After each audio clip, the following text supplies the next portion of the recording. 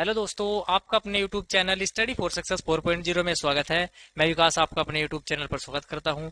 दोस्तों, जैसा कि आप सभी को पता है, यूपी पुलिस कांस्टेबल की वैकेंसी कभी भी आ सकती है। तो दोस्त, मैंने आपको पहली वीडियो में बताया था जिसमें हम टॉपिक वाइज आपका कर चुके हैं, जिसमें हम इतिहास को कैसे कैसे क्रम में पढ़ेंगे उसमें मैंने आपको सब कुछ बता दिया था। दोस्त, वहां से जो हमारा पहला टॉपिक शुरू होता है वह है सिंधु घाटी सभ्यता का। तो मैंने आपको सिंधु घाटी सभ्यता बताई थी कि हम सिंधु घाटी सभ्यता से शुरू करने वाले हैं, लेकिन उससे पहले भी हमारा इतिहास का एक टॉपिक बनता है पाषाण काल। पाषाण का मतलब क्या होता है? पत्थर होता है, और काल का मतलब समय, यानी कि पत्थरों का समय। इसके अंतर्गत क्या है दोस्त? इसके अंतर्गत है कि मानव कैसा था, मानव का विकास किस प्रकार से हुआ, उसने किस प्रकार से अपने हाथों का प्रयोग किया और किस प्रकार से उसने खोजे की, और आधुनिक मानव किस प्रकार का है, इसके बारे में हम सब कुछ इस वीडियो में जानने वाले हैं। तो दोस्त, वीडियो को एंड तक देखना है, और चैनल पर पहली बार आए हैं तो चैनल को सब्सक्राइब कर लेना है दोस्त, क्योंकि अगर आपका इतिहास का कोई सा भी क्वेश्चन यहाँ से बनेगा, मैं आपको कंप्लीट इतिहास कराने वाला हूँ। आपको पता है हमारा इतिहास जो है वो 3 पार्ट में डिवाइड है। एक आपका प्राचीन इतिहास, एक आपका मध्यकालीन इतिहास और एक आपका आधुनिक इतिहास। इन तीनों इतिहास को हम बहुत अच्छे तरीके से पढ़ने वाले हैं। तो दोस्त, बने रहना है और एक लगन से पढ़ना है, कभी भी बोर नहीं होना है, ठीक है? क्योंकि अगर हम बोर हो जाएंगे तो कहीं ना कहीं हम अपने सिलेक्शन से दूर होते जाएंगे, ठीक है? तो इसी विश्वास के साथ आइए शुरू करते हैं अपना प्राचीन इतिहास। देखिए, हमारा जो इतिहास है, आपको मैं बता देता हूँ इतिहास होता क्या है। इतिहास होता है दोस्त, अपने अपने अतीत के बारे में जानना क्या है, इतिहास कहलाता है। क्या कहलाता है? अपने अतीत के बारे में जानना इतिहास कहलाता है। और दोस्त, जो अपना इतिहास नहीं जानते वो कभी अपना इतिहास नहीं बना सकते, इस बात को ध्यान रखना है, ठीक है? देखिए, जो हमारा इतिहास है, इतिहास के जनक या पिता किसको कहा जाता है, ये क्वेश्चन पूछा जाता है। इतिहास के जनक माना जाता है हेरोडोट्स को। किसको? हेरोडोट्स को। और हेरोडोट्स की एक इंपोर्टेंट पुस्तक है जिसका नाम है हिस्टोरिका। हिस्टोरिका पुस्तक किसके द्वारा लिखी गई है? हेरोडोट्स के द्वारा लिखी गई है, याद रखेंगे। और दोस्त, अगर बात करें हेरोडोट्स के जन्म की, इनका जन्म कब हुआ था? इनका जो जन्म है दोस्त वो हुआ था 484 ईसा पूर्व में। कब हुआ था इनका जन्म? 484 ईसा पूर्व में इनका जन्म हुआ था। अगर बात करें इनकी मृत्यु की, मृत्यु कब हुई थी इनकी? दोस्त, इनकी जो मृत्यु है वो 425 ईसा पूर्व में इनकी मृत्यु हुई थी। और कहां पर हुई थी? यूनान में हुई थी। कहां पर हुई थी? यूनान में इनकी जन्म और मृत्यु हुई थी। किनकी? आपकी हेरोडोट्स की, जो कौन है? इतिहास के जनक या पितामह कहे जाते हैं। चलिए दोस्त, आगे बढ़ते हैं। अगला इंपोर्टेंट पॉइंट क्या है? देखिए, ये तो हो गई यहां तक की बात। देखिए, जो हमारा इतिहास है वो क्या है? वो 3 भाग में डिवाइड है, 3 पार्ट में डिवाइड है। एक आपका क्या है? एक आपका है प्रागैतिहासिक काल, और दूसरा आपका आद्य ऐतिहासिक काल, और तीसरा क्या है? हमारा ऐतिहासिक काल। देखिए, यहां से क्वेश्चन किस प्रकार से पूछा जाता है। क्वेश्चन आपसे पूछा जाएगा कि निम्न में से कौन सा काल है जिसके आपको साक्ष्य तो मिले हैं पर लिखित प्रमाण नहीं मिला है? तो कौन सा आंसर हो जाएगा आपका? ये हो जाएगा प्रागैतिहासिक काल। यानी कि जो हमारा प्रागैतिहासिक काल है, इसके कोई हमें साक्ष्य नहीं मिले हैं, कोई एविडेंस नहीं मिले हैं जिससे इसकी पुष्टि हो पाई। और दोस्त, ना ही इसके हमें कोई लिखित प्रमाण मिले हैं, इसके बारे में भी आपको मैंने बता दिया है। और दूसरा, अगर बात करते हैं हम आद्य ऐतिहासिक काल के बारे में। आद्य ऐतिहासिक काल क्या होता है? देखिए, इसका जो हमारा साक्ष्य है वो हमको मिले हैं, और इसके हमें लिखित प्रमाण भी मिले हैं। लेकिन इनकी कमी क्या रही? इनकी कमी ये रही कि इनको पढ़ा नहीं जा सकता। किनको किनको नहीं पढ़ा जा सकता? आद्य ऐतिहासिक काल को नहीं पढ़ा जा सकता। तो क्वेश्चन किस प्रकार से पूछा जा सकता है? क्वेश्चन पूछा जा सकता है कि ऐसा कौन सा काल है जिसके लिखित साक्ष्य तो मिले हैं और लिखित प्रमाण भी मिले हैं, लेकिन इनको पढ़ा नहीं गया? तो कौन सा काल हो जाएगा आपका? आद्य ऐतिहासिक काल हो जाएगा, ठीक है? चलिए दोस्त, आगे बढ़ते हैं। तीसरा पॉइंट हमारा कौन सा है? ऐतिहासिक काल। ऐतिहासिक काल क्या है? देखिए, ऐतिहासिक काल जो है हमारा, ये है आपका, इसके हमें क्या हुआ है? लिखित साक्ष्य भी मिले हैं, साक्ष्य भी मिले हैं, और आपका क्या है? लिखित प्रमाण भी हमें मिले हैं। और इसकी खास बात क्या है? इनको पढ़ा भी गया है। किनको किनको पढ़ा गया है? आपका ऐतिहासिक काल को पढ़ा गया है। और किसने पढ़ा था? इसको पढ़ा था जेम्स प्रिंसेप ने। किसने पढ़ा था? इसको पढ़ा था आपका किसने? जेम्स प्रिंसेप ने। याद रखेंगे, क्या नाम है ये? इंपोर्टेंट नाम है, कई बार एग्जाम में पूछा गया है कि सबसे पहले ऐतिहासिक काल के अवशेषों को किसने पढ़ा था या साक्ष्य को किसने पढ़ा था? यह है आपका जेम्स प्रिंसेप। और कब पढ़ा था? 1937 में पढ़ा था। याद रखेंगे, ये बात आपको भूलनी नहीं है, बहुत ज्यादा इंपोर्टेंट है। चलिए, ये तो बात हो गई हमारे इतिहास के तीनों कालों के बारे में। देखिए, अब जो हमारे प्रागैतिहासिक काल है इसके भी 3 भाग है, यानी कि जो हमारा प्रागैतिहासिक काल है इसके भी 3 पार्ट हैं। 3 पार्ट कौन कौन से है? देखिए, यहाँ से क्वेश्चन पूछा जाता है। एक है आपका पूरा पाषाण काल, कौन सा है? एक आपका पूरा पाषाण काल है, और आपका एक है मध्य पाषाण काल, और आपका एक है नवपाषाण काल। मैंने आपको बताया था पाषाण का मतलब क्या है। पाषाण का मतलब होता है पत्थर। क्या होता है? पत्थर होता है। ठीक है दोस्त, देखिए, जो हमारा पूरा पाषाण काल है, अगर बात करें इसकी समय सीमा की, यानी कि ये कब से कब तक रहा, तो इसका जो समय है पूरा पाषाण काल का वो क्या है? 30,000 ईसा पूर्व से लगाकर 10,000 ईसा पूर्व तक क्या है इसका समय सीमा है। और दोस्त, अगर बात करें मध्य पाषाण काल की, मध्य पाषाण काल की सीमा क्या हो जाएगी?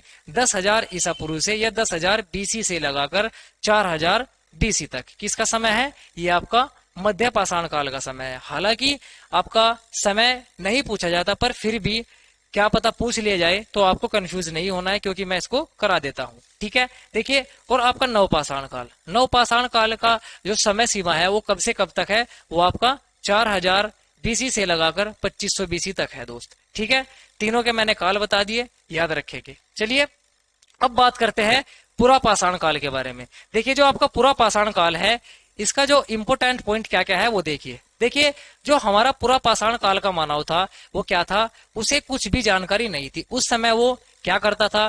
कंदमूल खाता था और अपना जीवन यापन करता था। ठीक है, और गुफाओं में रहता था उस समय का आदमी। देखिए, जो हमारा पहला पॉइंट है ये है आपका, इस काल के मानव ने पत्थर का प्रयोग किया। आपसे क्वेश्चन किस प्रकार से पूछा जाएगा? क्वेश्चन आपसे आएगा कि पत्थर का प्रयोग किस काल में हुआ? तो पत्थर का प्रयोग हुआ आपका किसमें? पूरा पाषाण काल में। ठीक है दोस्त, और दोस्त, जो हमारा इस काल का मानव था वो क्या करता था? वो गुफाओं में रहता था, कंदमूल खाता था, उसके पास पहनने के लिए कोई कपड़े नहीं थे, तो वो पेड़ों की छालों को अपने वस्त्र बनाकर पहनता था दोस्त। ठीक है, तो दूसरा पॉइंट क्या है हमारा? दूसरा पॉइंट है, इस काल का जो मानव है वो क्या करता था? गुफाओं में रहता था, मैंने आपको बता दिया है। और दोस्त, एक इंपोर्टेंट पॉइंट बनता है इसी काल से कि इसी काल में आग का आविष्कार हुआ। आपसे क्वेश्चन क्या पता कितनी बार एग्जामों में पूछा गया है कि आग का आविष्कार किस काल में हुआ, तो आपका आंसर हो जाएगा पूरा पाषाण काल। ठीक है, 3 क्वेश्चन बताए हैं मैंने।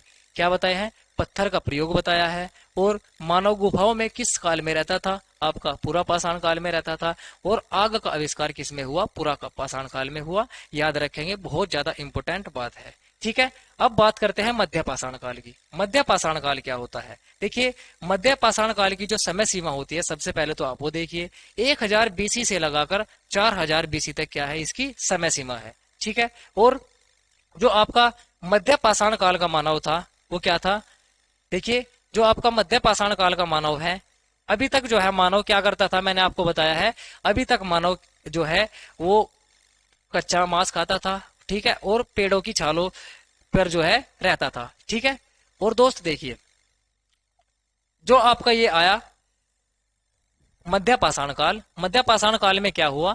इस काल के मानव ने क्या कर दिया? शिकार करना शुरू कर दिया। यानी कि उसे जानवर दिखे तो उन जानवरों को उसने क्या कर दिया?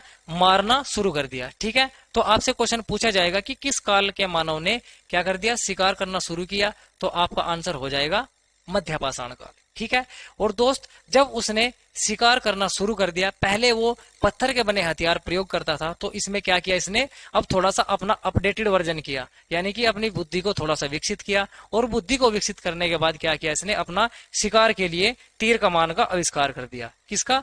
तीर कमान का आविष्कार किस काल में हुआ? क्वेश्चन ये है, क्वेश्चन है आप, आंसर है आपका मध्य पाषाण काल। जितनी बात मैं समझा रहा हूं, उम्मीद है आपको समझ में आ रही होगी दोस्त। ठीक है, चलिए आगे बात करते हैं। आगे क्या है आपका मध्य पाषाण काल में? देखिए, जब इसने शिकार करना शुरू कर दिया और उसके बाद उसने क्या कर दिया? तीर कमान का आविष्कार कर दिया दोस्त, सॉरी। और उसके बाद क्या हुआ?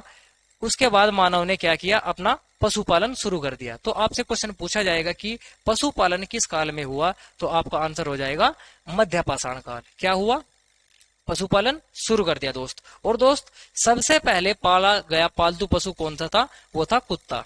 कौन सा था? कुत्ता। अगर कुत्ता आपको ऑप्शन में ना मिले तो आपका आंसर क्या होगा? दूसरे नंबर का, वो है आपका घोड़ा।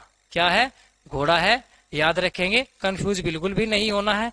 पहला पालतू पशु कौन सा है, कुत्ता है, और दूसरा पालतू पशु कौन सा है, घोड़ा है। ठीक है, याद रखेंगे, इंपोर्टेंट बात होगी। ठीक है दोस्त, चलिए अब आगे बढ़ते हैं अगले पॉइंट की ओर। देखिए दोस्त, मानव ने क्या किया, इस काल में पशुपालन शुरू कर दिया। ठीक है, और पशुपालन शुरू कर दिया, इस बात की पुष्टि हमें कहां से हुई, या इस बात के अवशेष हमें कहां से मिले, ये मिले हैं हमें आदमगढ़ से। और आदमगढ़ कहां पर है, आदमगढ़ है दोस्त मध्य प्रदेश में। कहां पर है, आदमगढ़ मध्य प्रदेश में। इंपोर्टेंट बात नोट करेंगे।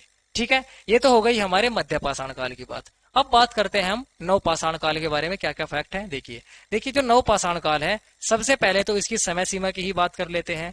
इसकी जो समय सीमा है 4000 बीसी से लगाकर 2500 बीसी तक क्या है, इसकी समय सीमा है। ठीक है दोस्त, ऊपर भी मैंने आपको नोट कराया है, तो आपको याद रखना है। देखिए जो नव पाषाण काल का मानव था वो क्या था, थोड़ा सा क्या हो गया था, एडवांस हो गया था। तो उसने क्या किया, उसने आपका क्या किया, कृषि करना शुरू कर दिया। क्या कर दिया, कृषि करना शुरू कर दिया, और साथ में पूजा उपासना भी आरंभ कर दी। तो क्वेश्चन क्या बना यहाँ से, क्वेश्चन ये बना कि किस काल के मानव ने कृषि करना शुरू कर दिया। तो आंसर क्या होगा आपका, आंसर होगा नव पाषाण काल। ठीक है, नव पाषाण काल। ठीक है दोस्त, और दोस्त मानव ने कृषि करना शुरू कर दिया, इस बात के साक्ष्य हमें कहां से मिले हैं, इस बात के साक्ष्य हमें मेहरगढ़ से मिले हैं। कहां से मिले हैं, मेहरगढ़ से मिले हैं। और मेहरगढ़ कहां पड़ता है आपका, ये पड़ता है पाकिस्तान में। कहां पर है मेहरगढ़, पाकिस्तान में है। ठीक है दोस्त, और सबसे पहले बोई गई फसल कौन सी थी, ये भी क्वेश्चन पूछा जाता है। सबसे पहले बोई गई फसल आपकी गेहूं और जौ थी। कौन सी थी, गेहूं और जौ थी, जो मानव के द्वारा सबसे पहले बोई गई दोस्त। ठीक है, चलिए अब बढ़ते हैं आगे इंपोर्टेंट पॉइंट की ओर। अगला इंपोर्टेंट पॉइंट क्या है हमारा, देखिए देखिए जो हमारा नव पाषाण काल का मानव था, उसने क्या किया, उसने खेती करना तो शुरू कर दिया, लेकिन खेती करने में उसने क्या किया, अब क्या कर दिया, धान की खेती भी शुरू कर दी। क्या कर दी, धान की खेती भी शुरू कर दी। क्वेश्चन आपसे पूछा जाएगा कि धान की खेती शुरू किस काल में हुई, तो नव पाषाण काल में हुई। किसमें हुई, नव पाषाण काल में हुई, किसकी, धान की खेती। ठीक है, और दोस्त मानव ने धान की खेती शुरू करना कर दिया, तो इस बात के हमें साक्ष्य कहां से मिले, इस बात के साक्ष्य हमें कोल्डी हवा से मिले हैं। और कोल्डी हवा स्थान कहां पर पड़ता है, प्रयागराज में पड़ता है। आपसे क्वेश्चन पूछा जा सकता है कि प्रसिद्ध स्थल कोल्डी हवा कहां पर पड़ता है, यह है आपका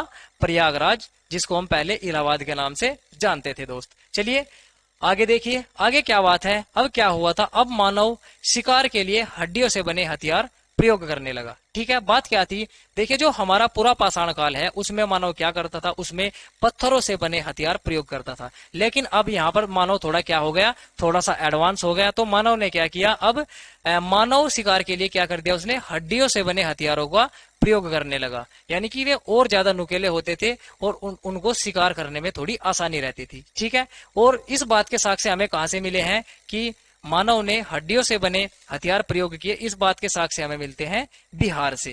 कहां से मिलते हैं, बिहार से मिलते हैं। और दोस्त मोस्ट इंपोर्टेंट क्वेश्चन है इसका, यह है आपका पहिए का आविष्कार। आपसे पूछा जाएगा कि पहिए का आविष्कार किस काल में हुआ, तो पहिए का आविष्कार भी आपका नव पाषाण काल में ही हुआ है। ये बात भी आपको याद रखनी है दोस्त। और दोस्त आगे देखिए, तांबे की खोज इसी काल में हुई।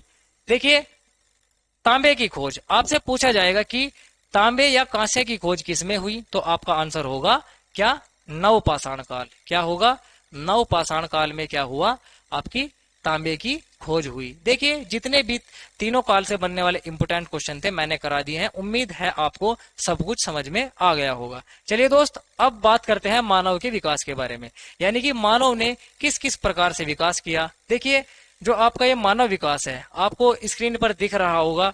देखिए जो आपका मानव विकास है, यानी कि मानव विकास का सिद्धांत, सबसे पहले तो यही बात इंपोर्टेंट है, ये मानव विकास का जो सिद्धांत है ये किसने दिया है, ये दिया है आपका एक प्रसिद्ध वैज्ञानिक है, आपने सुना भी होगा नाम, चार्ल्स डार्विन ने। किसने दिया है, चार्ल्स डार्विन ने बताया है कि मानव विकास किस किस प्रकार से हुआ, ये आपका बताया है चार्ल्स डार्विन ने। देखिए जो हमारा ये पहला मानव है, देखिए पहले जो मानव था वो कैसे था, वो आपका एक वानर के समान था। ये बात भी किसने बताई है, ये बात भी हमें चार्ल्स डार्विन ने बताई है।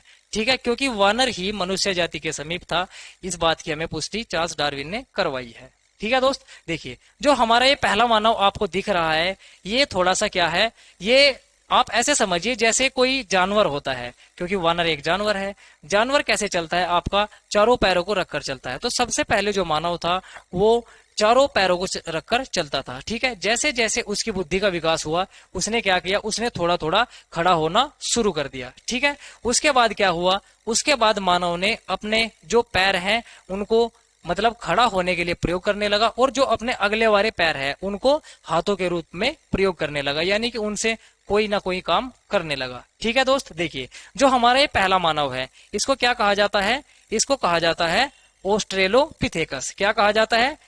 ऑस्ट्रेलोपिथेकस कहा जाता है। और कहाँ से मिला था? ये मिला था दक्षिण अफ्रीका से। कहाँ से? दक्षिण अफ्रीका से। और दोस्त दूसरा जो हमारा आपको ये मलूक सा मानव दिख रहा है वो कौन सा है? वो है जावा मानव। कहाँ से प्राप्त हुआ? जावा द्वीप से प्राप्त हुआ।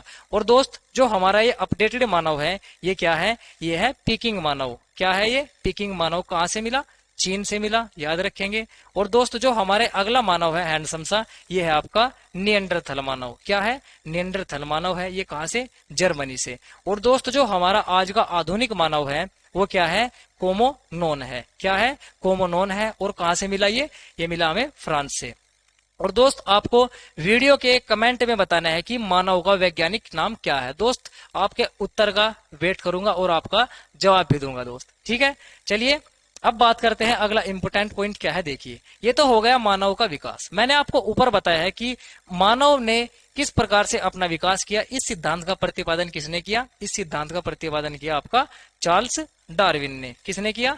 चार्ल्स डार्विन ने इस बात का सिद्धांत किया। और दोस्त चार्ल्स डार्विन की जो इंपोर्टेंट पुस्तक है वो क्या है? Origin of species.